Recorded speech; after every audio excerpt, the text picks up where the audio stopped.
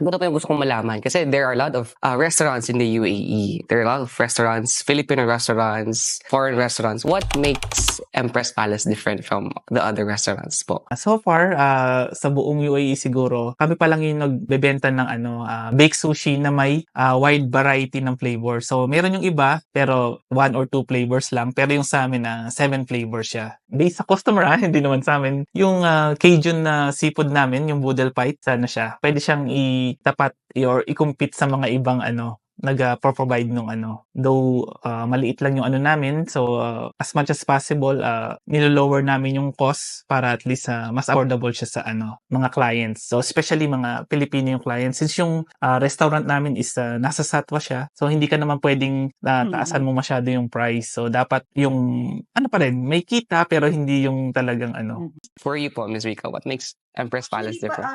Yung pareho lang nga din sa kanya, yung almost naman lahat ng sineserve namin is meron sa ibang restaurant. Siguro masasabi ko lang is, hindi yung sa taste or hindi yung kung ano yung food, yung effort ba namin, paano namin nagawa yung mga nasa menu namin, kasi pinag-aralan talaga namin kung paano siya gagawin.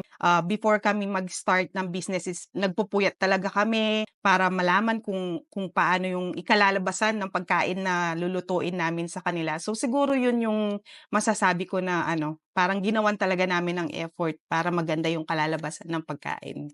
Kumbaga trials, nag-trials kami, kumbaga spend a lot of time and money para kunyari yung product na to, hindi lang isang time namin kumbaga ulit-ulit. Then kung ano yung pinaka best kumbaga same ingredient pero ibang brand gagamitin, then lumitaw na ito yung pinaka best, so ito yung serve namin sa mga kababayan namin. So nandito lang kami sa may Satwa Manila Building, and ini-invite namin kayo na tikman ang aming pagkain sa Empress Palace Restaurant. So nagse-serve kami ng sushi, baked sushi, ramen, jampong, and iba't ibang mga Asian cuisine na siguradong magugustuhan ninyo. Tara na sa Empress Palace, home of impressive Asian cuisine.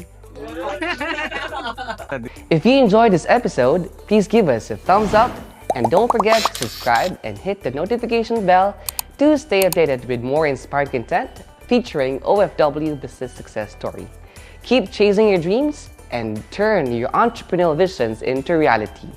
Remember, what we think, we become. See you next time.